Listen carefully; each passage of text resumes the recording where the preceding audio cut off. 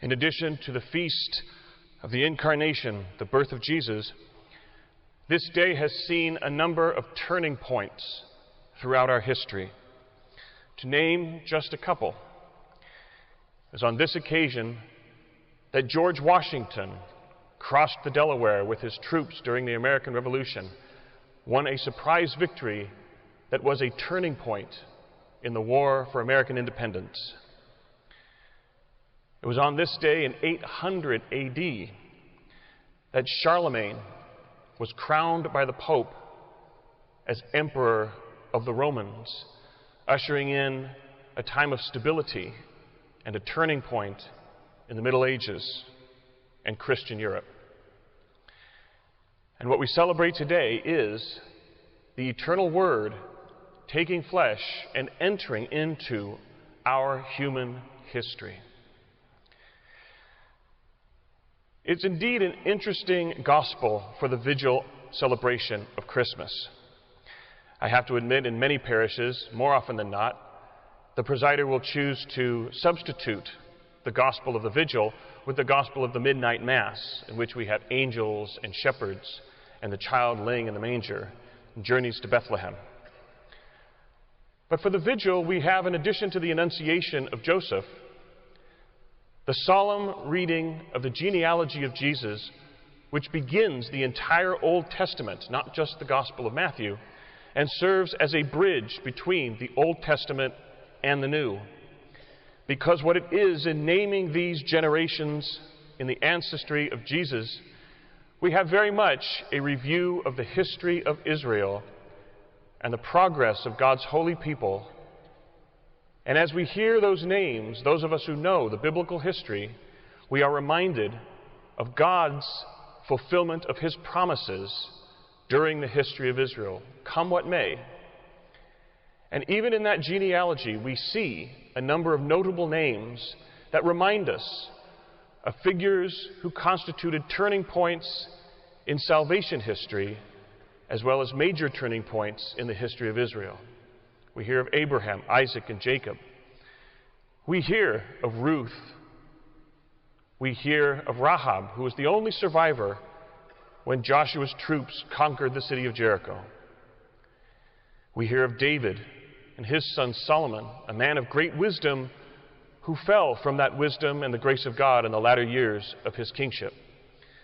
We hear the generations of the kings of Israel, in which we see men of great virtue and reform, whose heroism and leadership saved the people in times of war and siege, Hezekiah and Josiah, as well as names of the lowest lack of faith and even corruption among the kings, Ahaz and Manasseh.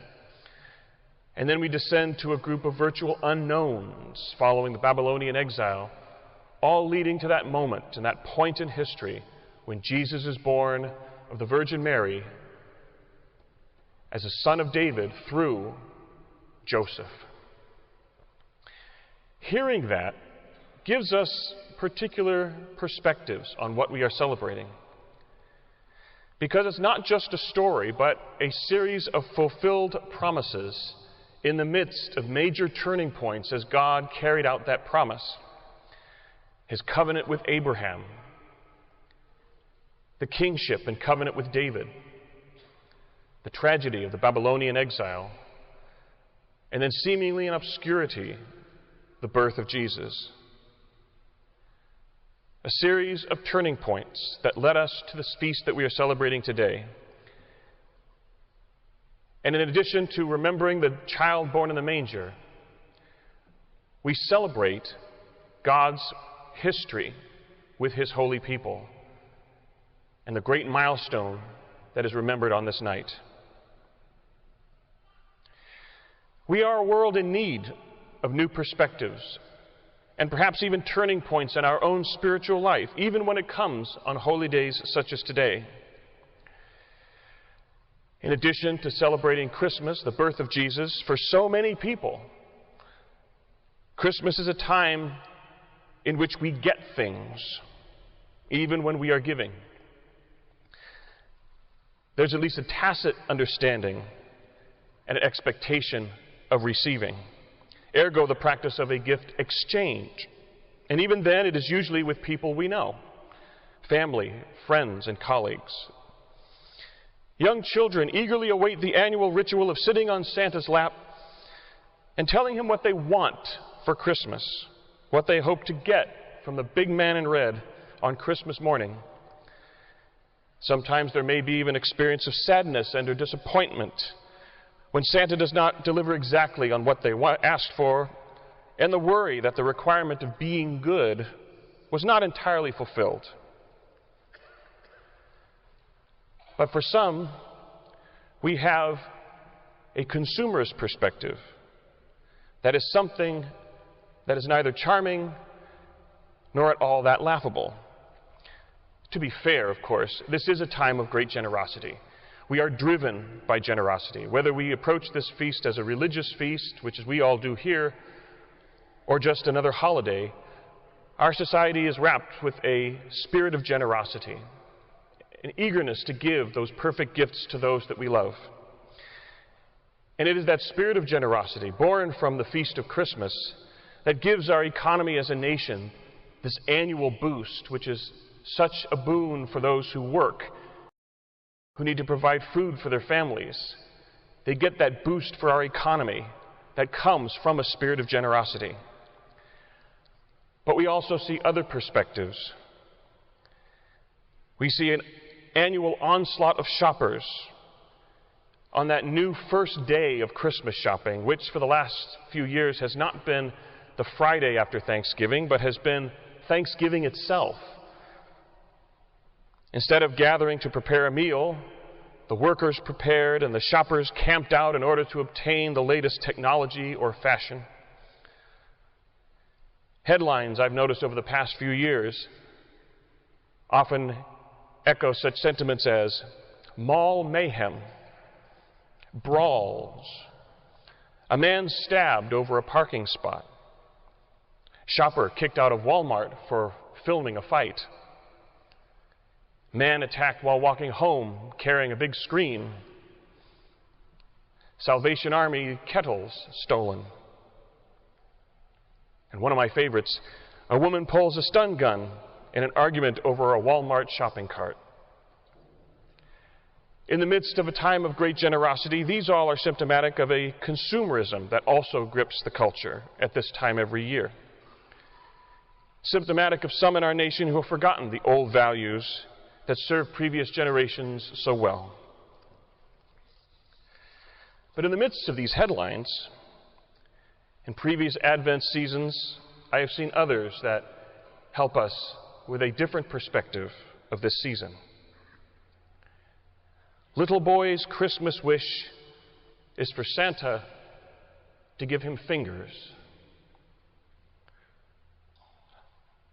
The daughter of an Army veteran asks Santa to give her father new legs. Such headlines as these are sobering indeed and bring us back as a people of generosity, a people of prayer, and a people of faith to the true spirit of not only generosity but gratitude that this season provokes in all of us. Our world is in need of new perspectives that bring us back to basics and in many ways can serve as a turning point for each of us in our spiritual journey towards God. We remember that first Christmas. We see images of the manger, of Mary and Joseph giving birth to Jesus, of a star shining in the sky attracting the wise men, and the angels announcing to the shepherds of the birth of Jesus. But we also remember the period and the details of that story, of Mary and Joseph traveling to Bethlehem because the domineering Roman Empire had called for a census to count the number of those in Israel and throughout the empire. For the Jewish people, this would have been a very difficult thing to carry out. As we remember the history of Israel, we remember the story of David at the very end of the second book of Samuel, in which David tried to conduct a census of his people and was punished by God Because as God promised Abraham that he would make his descendants as numerous as the stars of the sky and the sands on the shore of the sea, in which he said, "Count the stars if you can," it was an understanding among the people of Israel that only God would know the number of this multitude he promised to make of Abraham's descendants. And now the Roman Empire was forcing a census on the people, something that many would have considered deeply sacrilegious, causing many to leave their homes to go to the city of their family's origin, in Joseph's case, Bethlehem. A number of people, no doubt, converging on Bethlehem because, as it says, there was no place at the inn. It is perhaps safe to assume that Mary and Joseph were not the only ones who could not find a place to stay, and perhaps were not the only ones who had to take refuge in a stable, perhaps may not have been the only ones in that stable that night. Put it all together, and on a night in which we often sing such carols as Silent Night, Holy Night, and perhaps for the people of Israel at that time was a night that was anything but silent, in which anything but being bright and calm. We may even see a city of great tension, a city on the edge, and yet in the midst of that, that light that dwells in the darkness was born in the manger, and God himself, the eternal Word, entered our human history, entered into that experience, and became the light that shines in darkness. Christmas was the time in which he did this. Christmas is the time in which we remember God's entry into history. Christmas is the time for new perspectives. Christmas is the time for turning points, not just in our history, but in our lives and our spiritual journeys toward God as well. What a contrast that would be to the frenzied headlines we see and the hustle and bustle, the eager but edgy crowds we encounter during this pre-Christmas Advent shopping season. And how different Christmas would be by our own example when we all look to the higher light of the season, in a reminder that it is the birth of Jesus that we celebrate. And we could ask ourselves a simple question. How would Jesus want us to celebrate his birth? How can we celebrate it in such a way to be that light in the darkness? How can our lives and our examples in this great feast be a turning point in people's encounter with God during this holy season? What if we began to move away from seeing Christmas not just as a time for getting, but also a time for giving, and not just to those that we know, but to those whom we don't know, those who are poor, those who are alone? Every year, at least once, I see a headline that is reacted to in many, many different ways by readers and commenters on the internet, of a family who decides that particular year that they and their children were not going to receive gifts, but they were going to give gifts, and not to each other, but for poor families, those who are in need, those who are alone. How different Christmas would be if perhaps at least once, as a family, that was the perspective in which we approach Christmas. At least for one Christmas, if parents encouraged their children when they sat on Santa's lap, not to ask Santa for presents they want to receive, but to ask Santa to give something to a poor child who does not have as much. And parents and we grown-ups know how Santa delivers on such requests. How different this season would be if from the pre-Christmas frenzy we hear so much about and the new year after, if we truly express that generosity and gratitude for what God has given us, even in the manner in which we celebrate Christmas. It is good that we are here. I know of many families, they begin their family Christmas celebration coming to Mass at the Christmas Vigil. They go from here to dinner and a Christmas Eve celebration of Christmas with the family. that begins with this celebration of Christ.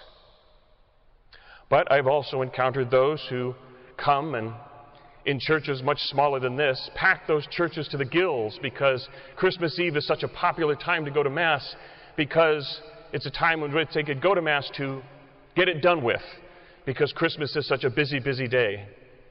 And it's understandable, because it is a day in which we gather as families and gather to give and receive and express that generosity and gratitude and faith.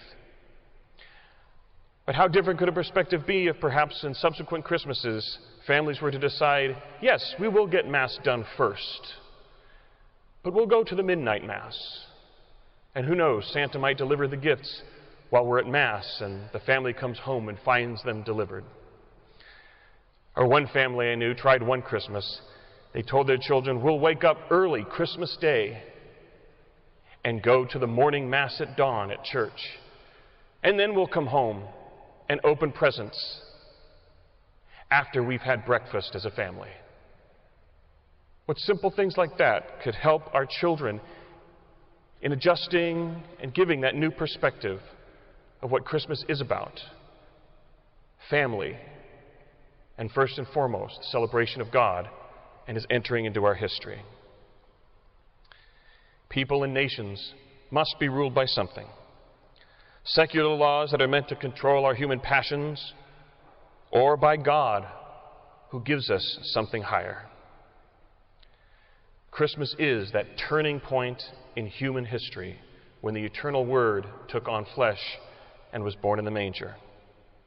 Christmas is a time when we have seen in the history of our own nation and our own civilization turning points that have defined and redefined the direction of our history. Christmas can also be a time for new perspectives and turning points in our journey toward God as we enter into this season of generosity and gratitude and remembering more deeply and more profoundly our call as followers of Christ, born on this day. For me, at least, perhaps the best expression of that is found in the closing lines of my personal favorite Christmas movie, which, I'm sorry for all the diligent fans out there, is not It's a Wonderful Life. I like that film too. But my personal favorite movie is a movie called The Bishop's Wife, about an Episcopalian bishop visited by an angel who helps give the bishop a new perspective on his role as a minister at a time that is Christmas. At the end of the film, he gives his Christmas sermon, unknowingly giving a sermon that had been written by the angel who had visited them. And in that we see those fresh new perspectives that in many ways are not new, but remind us of what it is we celebrate on this night. As the bishop reads, "Tonight I'm going to tell you the story of an empty stocking. Once upon a midnight clear, a child's cry was heard.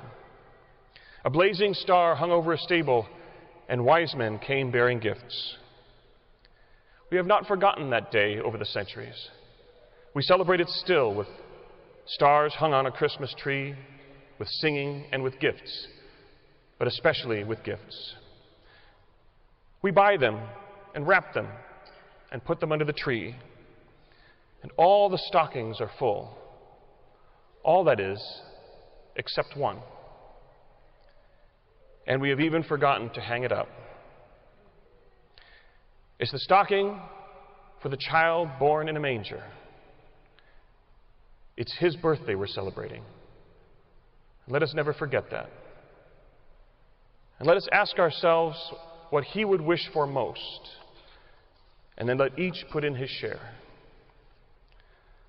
Loving kindness, warm hearts, and a stretched out hand of tolerance.